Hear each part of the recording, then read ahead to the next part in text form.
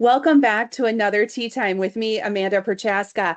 I have been so blessed this year to meet some amazing people inside our industry and outside of our industry. And today is one of those people that I think I've met Pascale maybe a year ago, but I adore her story. She has a true story of when change happens to you that you're not expecting, turning it into a very positive story for everyone around her.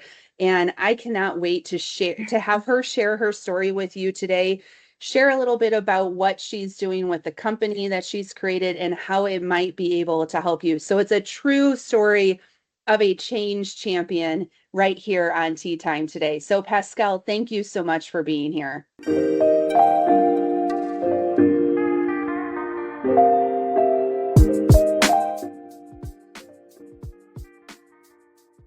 Well, thank you for having me. You It's are exciting to be here. Yeah, absolutely. Absolutely. So why don't we start with just you simply introducing yourself, share a little bit about your amazing journey that you've been on and then what you're doing today. And we're going to dive in a little bit in more detail about each of these areas, but just a brief overview and introduction. So my name is Pascal, as you just said. Mhm. I'm originally from Switzerland, and we came once to visit the United States, my husband and I, and we looked around, fell in love with Georgia, and said, "Shall we just move?" And he looked at me like, "Sure, why not?" So it basically was a 5-minute decision to sell everything in Switzerland, to come to the United States with our two boys and start a new life and just see what's happening. I mean, it was a really big change and we adapted really quick, and people were just so friendly and welcoming. And it's the South, right? Everybody Right. embraces you. It was just really, really cool. Very shortly after, I had a first little incident that I was painting our house, our beach house, and my was 13 feet up. Matthew was up working in Arkansas, and the ladder fell, and I fell 13 feet down on my Ouch. back, flew past our youngest son, and was out. I was just Oh gone. no. And I woke up again. Oh, of course, here I am, Yes. and was just in pretty bad shape. And they brought me back to Georgia after a while. Didn't diagnose. They just said, "Yeah, your back is bruised, all okay." But for about nearly 3/4 of a year, I was not able to walk properly. I mean, I Wow. would just walk, bend over. I couldn't sit up. I couldn't really walk. And people started to think she might be a little, because they Mm. couldn't find anything. And my health got really bad. And I just didn't know if I was getting crazy, what was wrong, but I could feel I was hurting. I was in bad state. And we did some tests. And long story short, one night I went into a colonoscopy and I woke up and they said, "We are so sorry. You have a huge tumor, you have cancer," and sent me home. And we're Whoa. like, "Oh, wow, that's kind of it's a shock to your system because you think you're vital and well, you're hurt, Yes. but you're fine." And I got worse that day because any of that liquid, for those who had colonoscopies know what I talk about, nothing Mhm. of that had passed. So I was about to explode because the tumor was so big, they couldn't pass a camera, nothing. Oh. So we rushed to the hospital, and I said, "We need a surgery right now." I said, "No, no, no, no, no, no. I need to see my boys." And they said, "No, no, no, Yes. no. You don't understand You because have to go. you gotta go." Literally. Yes, Yes. go. And I really woke up. I had an ostomy bag, which I Wow. had no idea what was gonna happen. And we all thought, "I'm gonna be okay. It's it'll be stage 1, you're fine. And after a little while, we realized, no, it's stage 3. It's really not that great. And as from that journey on, I feel I was so, so, so, so happy. I have my husband and my family, Right. and they just went along with me, and the decision of we are not beep beep beep gonna give up. Right. It's not an Right. option, right? It's Right. it's run or fight. And I'm not a runner. I'm too short Yeah. to run. I'm not a runner. I'm a fighter. So we just, took it on with all the wonderful help we received and fought like day by day by day. And then um, short before cancer, basically, I was all back again walking. I think the first mile took me 2.5 hours. Oh, but you did it. And as from then, it was just all we wanted to do is for me. I wanted to survive. I wanted to survive for my kids, for my husband, for myself, and just not willing to give in. No way.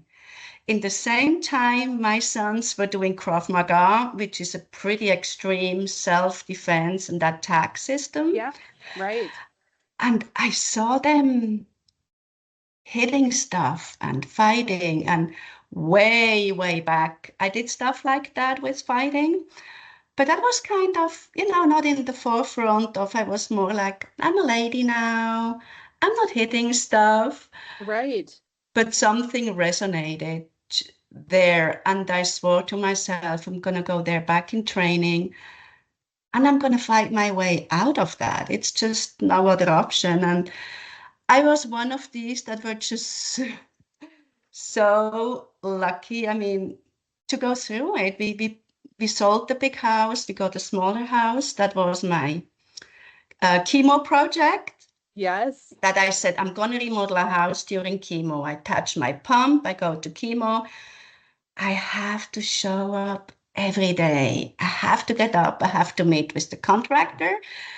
I cannot be sick. So it's all these outside people who were there and said, yeah, you need to rip out this wall, and yes, you need to roll out this carpet. It's like, yeah, I Let's need do to do it. it. Just do it. No hesitation. Not even an option. It was just never an option, to give up. And I think that's the key. And it's the key for so many things, and the thankfulness behind it, because every step you can do is just filled with grace that you get and you can Mhm. give, and thankfulness and beauty. And it's, of course, you get to the point you think, okay, I still got to plan my funeral, because You never know. you, and, Yeah. and and yeah, Yeah. you're allowed to, right? Right. But even if you're not facing something like cancer, like you were, unexpected stage 3 cancer, we you also have to be thinking about the end, right? It's kind of that Yeah. weird, like you're fighting. And Hmm. I want to talk about fighting a little bit more because I think that has transformed Yeah. into something beautiful in your life. But you're fighting, but you have to be also realistic at the same Hmm. time around planning for your family and everything like that. So it just does that weird balance, and I'm Yeah. sure that you were trying to walk during that time. It was just twice a little moment. I was like, no, no, no, no, no. I love that. I love Not that. doing. So Pascal, when you just shared your story, and I don't know if anyone has told you this, but you lit up. Like as hard as that journey was, I'm sure for you and your family, Mhm. like the amount of light that you just brought to the world through sharing that was just absolutely spectacular Oh, to watch you tell that story. So one of the things you talked about fighting and how you were watching your sons do what they do, and you were going through a fight for your life, and that's I think developed into something really beautiful with Ready Her. So can you give yeah. us a little bit more information about what that's all about? Yeah, I'd love to. So we were in Krav Maga, and I got to know my business partner today. Her name is Chris McGovern. She's a, can I say, real badass on this channel? Yeah, absolutely. Because that's what she is. And we were training, and it's a self-defense, more of an attack system. And we would see a lot of women come. And women would walk in, and either it were women who came out of an abusive situation, or they had a trauma, or they just wanted to have a crazy workout, or they were severely not confident in who they were themselves. Right. And I gotta tell you, it's scary to work into a Krav Maga studio. There's people punching their faces, they're rolling on the floor, it's sweaty, it's stinky, it's big 6'4" guys who are, you know, pumbling around. So we realized that women who came in, and we were able to coach at this point, women to women, there were so many stories, and there were so many women we saw change from non-confident to confident, from being in a trauma to go in that fighter, mindset. And Yeah. but we also realized that is such a small amount of women who will walk into an environment like that.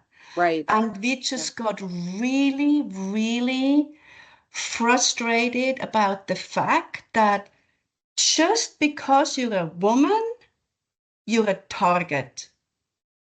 You don't have to be in a unique situation. You don't have to be in a club. Just the fact that you are female makes you a target. When you look at the numbers, and you need to let that sink in, Yeah. 1 of 4 women will get physically, sexually assaulted in their lifetime. What? One One of in four. four? And that's a pretty Wow. low number that we are giving out, because often it peaks up in certain seasons, right? Kids going to college, peak. Yes. All these kind of peaks, but 1 to 4. So imagine, Amanda, you're doing so many calls on Zoom. Let's say you have 8 of these little pictures on your screen, and there's maybe 4 women, one of them. And that is such a frustrating number. Yeah. Well, I'm thinking about I have two girls. I have There my you my two go. daughters and one my daughter's best friend, we'll just say that. That Hmm. makes four of us. Yes. One of us Hmm. will have that situation happen to us in our Yes. lives.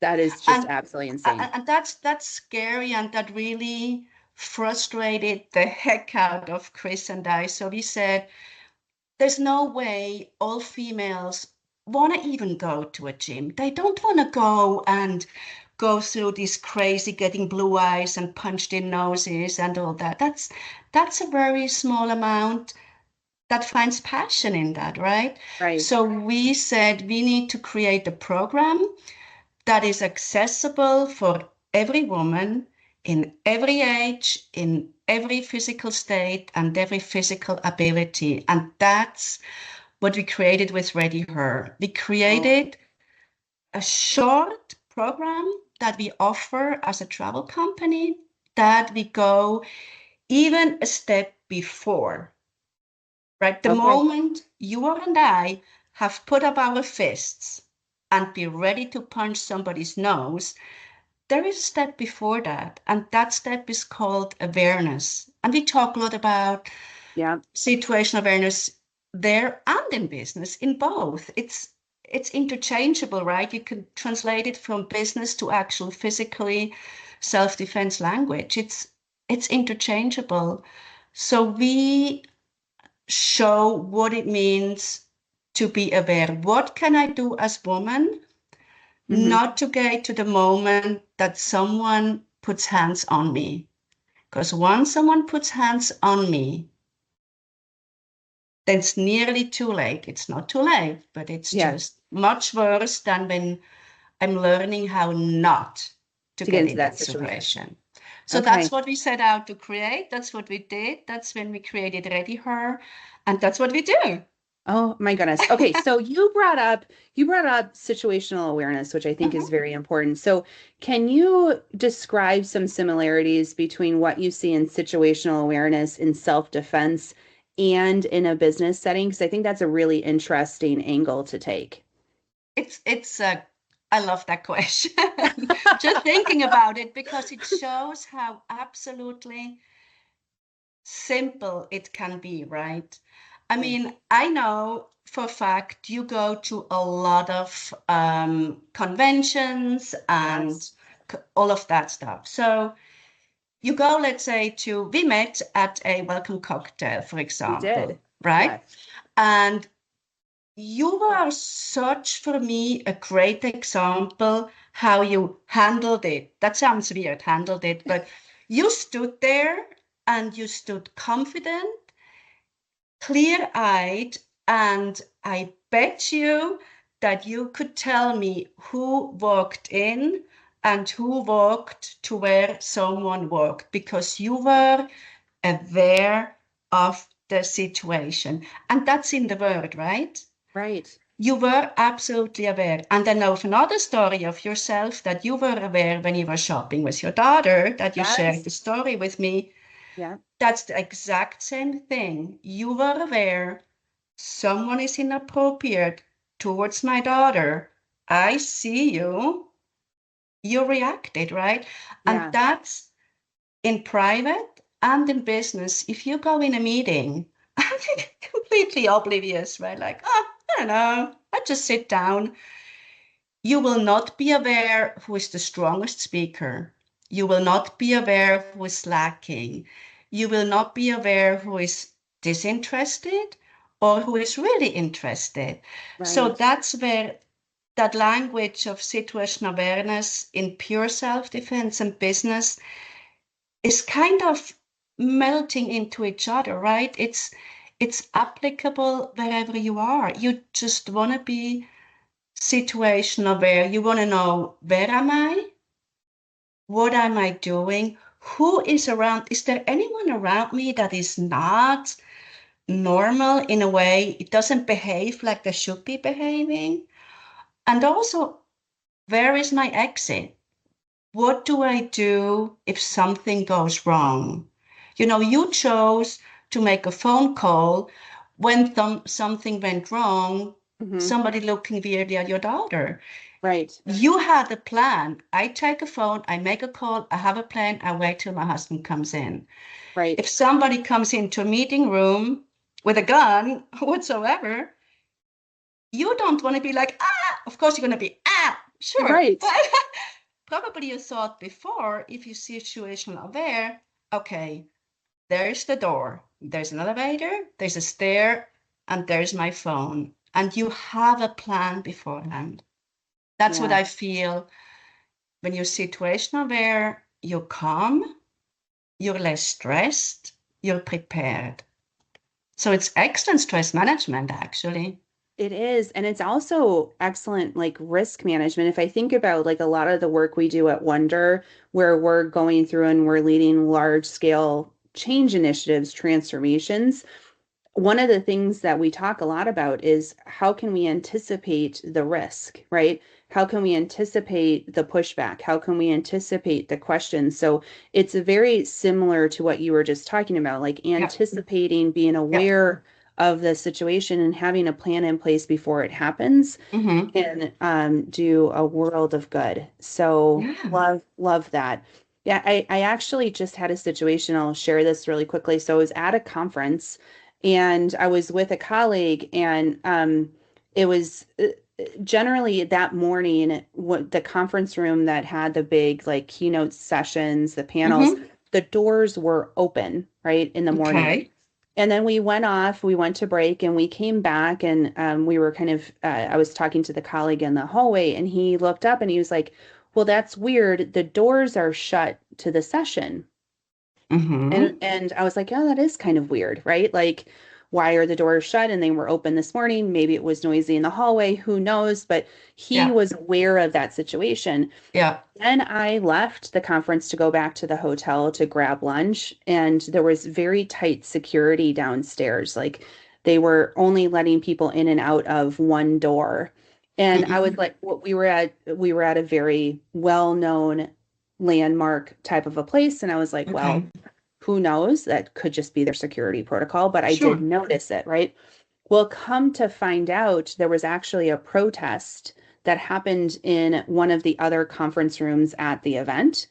Oh, wow. And so the doors being shut for the room that we were in, this heightened security, it was all related to the protest that happened. But like I wasn't connecting the dots at the time. I noticed the Yes. items, right?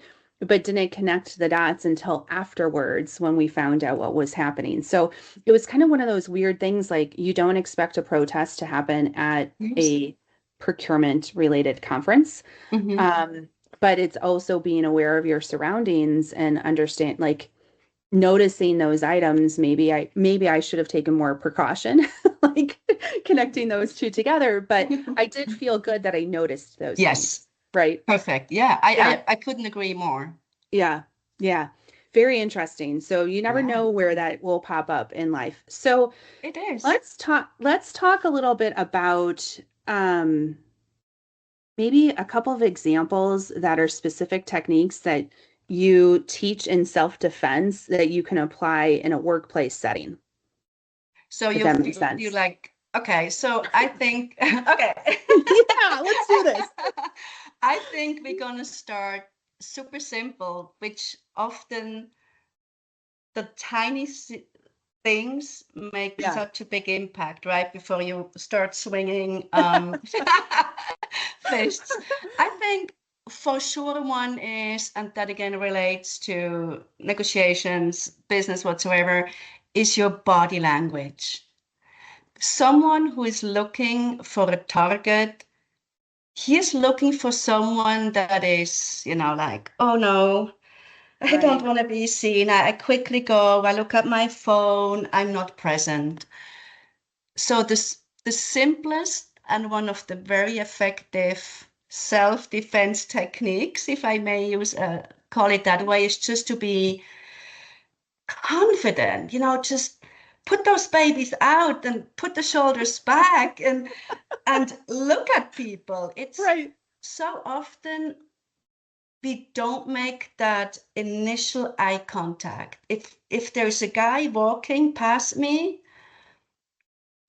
I tended to go like, oh, because I don't want to look like, oh, hello. But no, no, no. Yeah, I look at him, I go like, I see you, hello, and I keep going. It's that I see you moment. yeah, I am strong, I'm confident. I see that you're here. You're not gonna mess with that one. I go my way. right. So just the way you walk, the way your voice is steady and clear, it's such a powerful tool because someone who is looking to snatch you up or grab something off you, he is not going for those who walk strong. He is looking for someone who is distracted, who is looking at the phone, Yeah, who is twiddle twaddling some stuff in the bag. That's an excellent, excellent tool when you travel. I mean, we are all so busy and we want to catch up on those emails and we just quickly want to text back and just quickly check when my next appointment is. right. But once you're on the move, you're not doing it. You're putting it away. Your hands are free. You don't walk around like that, right? Okay, okay, okay. um, but you can walk and your hands are already kind of, like you walk, like that. I have to go up here, like you walk up here. Yes, And if anybody gets close, you go like, no, no, no, no, no. International sign for do not get any closer. right. If you're breaching this, it goes from this to this. Super simple. Yeah, Hands free, show what you've got, have the eye contact. Another one, I think it's really important. It's maybe not what you would say as a technique per se, is when you Yeah. walk from a meeting that you have the cute heels on. Just bring a pair of flats or comfortable shoes with you. Depending how far you gotta walk, you want something comfortable, you would be able to. It's always better to run away than to fight. Yeah. So that's a really good technique. And another technique that is not a physical technique is obviously to know, where can I go? Again, have a plan, Yeah. know where your Right. exit is. The very simple techniques, then, when we talk about seminars, they're just for fundamentals that will show where you can actually get your body involved. So I have a question. So if a woman is not naturally the one that will look up and stare somebody in the Yes. eyes, right? Like, do you have any advice for that woman? Like, it's easy to say you need to do it, but Yeah. how does someone go from not feeling comfortable with that to feeling comfortable doing that? I can maybe, I think I won't be able to answer it like one to one, because I do Yeah. feel each person has such a different story Okay. and has a different background why they are not confident. So I think there's not a generic answer. How I can maybe answer your question is what we see in the seminars. So you have a room full of women, and I know it sounds crazy, but not all of them want to be there.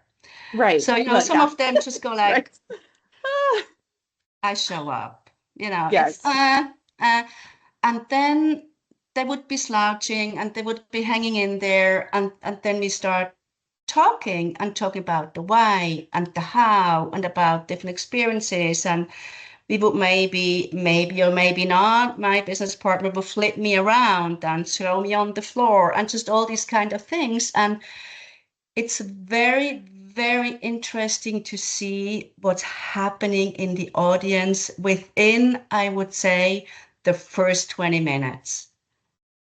It's Oh, absolutely amazing that someone who came in like, oh, I don't know, and maybe I don't belong here situation, goes like, oh my, oh wow, oh, could I maybe? right. Because it's not magic, it's relatable.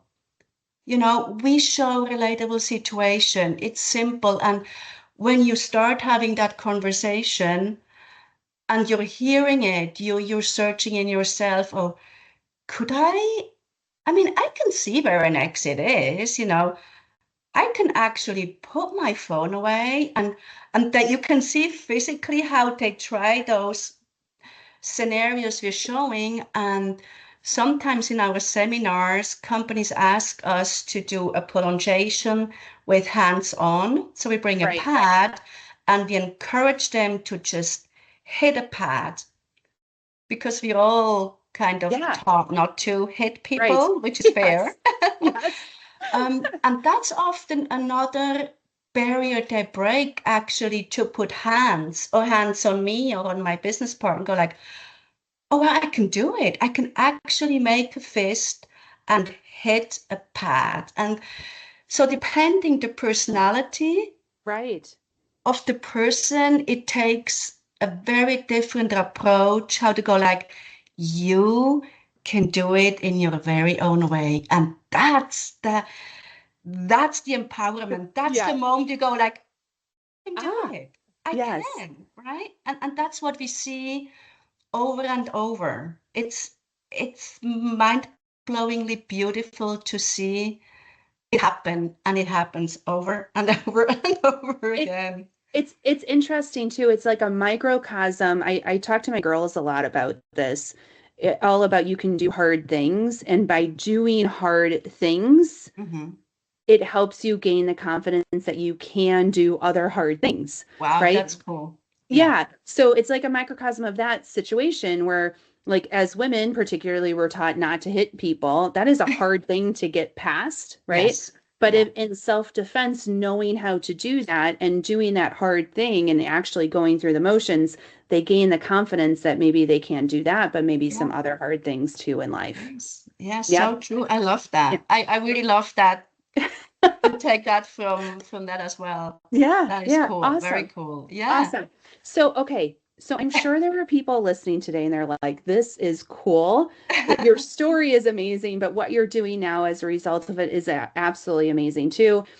How does Ready Her engage with either individuals or corporations that might want to have their women or even some men? I don't know if you help men too, but um, along the way, like how do they engage with you? Okay. So thank you for asking that. Yeah. I appreciate that, of course. Our social media presence is very small Okay. and mostly is word to mouth, I think you say in English. Yes. We do have a website with some, general information, and how we engage is that we normally get invited to a call or to a meeting, and we first want to listen to what is your specific need. So, do you want a general seminar, short seminar, lunch and learn, 1.5 hours? Let's do it. And Mhm. where are you located? So, what are the key points we want to look at? Are you in Midtown Atlanta? Are you out in the boonies? Are you on a lake? Are you exposed? I mean, we really then listen to company leaders who get us into what do you need from us? And then we really custom made the seminar to that person. There's Okay. companies, they gift it to their customers, right? They say, I want to invite all my female customers to a seminar, and we gift it to them instead of the fruit basket at Christmas. Yes. The I gift would of love that. safety, the gift of confidence, we call it. And then from there, we set together a program that we tell them that's what we do. We provide them with a short marketing material, what they need to promote it within or to their customers. And then we show up and we do our thing. And then sometimes they ask us to come back and do another one or add the physical program to it. And yes, to your question, we just have an upcoming company. They said, and we have the guys come as well. Right. Right. And of course, it's Ready Her, and we talk about how to target the male physicality. There's some Right. points that are very vulnerable, so we try to target that. But that doesn't mean, I mean, we are not man haters. I mean, I love my husband. I love male people. I'm not Yeah. a crazy, crazy man hater. Of course, we open them to men, but it's a clear distinction that the difference is for sure. If you have women only in a room, the characteristics, the emotion is just way different. Right. Right. The platform for women to share their stories. And sometimes that's necessary to break through that what you asked before about how do they gain confidence. Hmm. And sometimes it's that point in our seminar that someone would say, this happened to me, and somebody else goes, me too. And then we can look at it, maybe dissect it a little bit, analyze it, and find an appropriate way to handle the situation. So Okay. just the characteristic changes, Yeah. but the subject is fun. It's kind of sexy in a way. You're like these badass women together in one room, and you talk about how you can not be in a bad situation and you could get out of it. I mean, it's important. It's not funny in that way, but Right. because it's possibly life-saving information, right, that you're Oh giving yeah. out. Um, so yeah, it is possible. It just changes the feel of it. Okay. All right. And I love, like we want to all have our inner badass show, right? Yes, Yes, that yes. that is I think the coolest one of the coolest things that you're doing for women and then offering them a very valuable, potentially life-saving technique out there, especially, I mean, that stat that you shared earlier on, 1 in 4 women have a situation where they need to be using their self-defense Mm-hmm. techniques, that is truly life-saving. But it also, I just love how it does bring out that inner badass in all these women that go through it.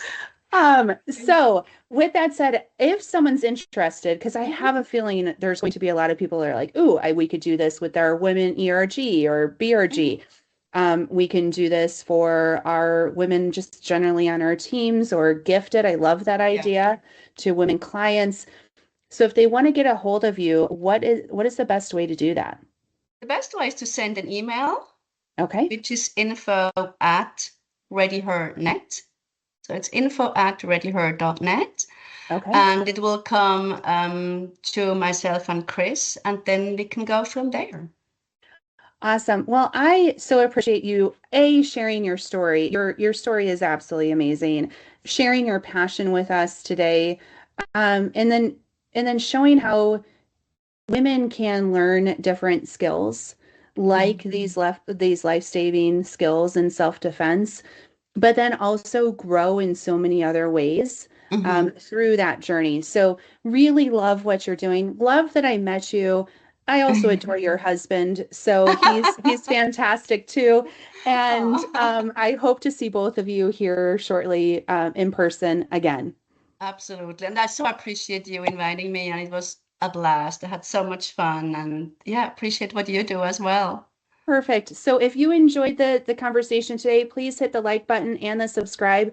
We love bringing content like this to you, whether it's change related personally or on a greater scale in organizations. We also love to talk about digital transformations, and we actually love to showcase just people doing really cool stuff out there in the market. So if you enjoyed it, hit subscribe so you don't miss another tea time. Until next time, cheers, Pascal. It's always a pleasure. Bye, guys.